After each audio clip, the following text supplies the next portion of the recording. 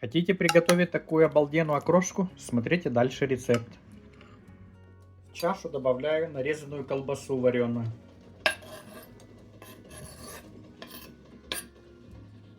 Следом идет редиска.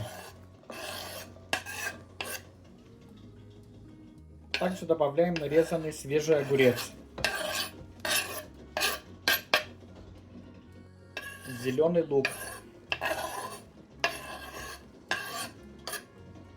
Добавляю 3 яйца.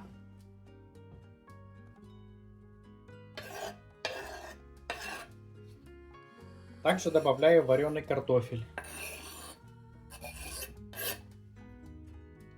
Свежую петрушку. И укроп. Добавляю йогурт 300 грамм.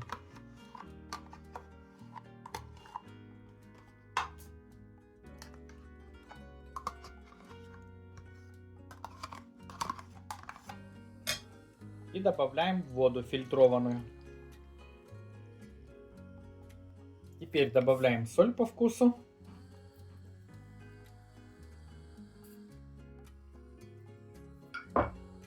Черный перец.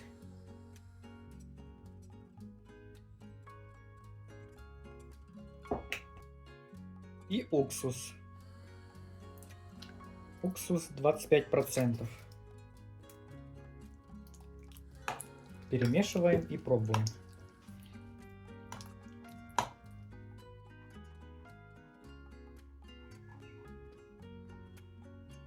Буду пробовать.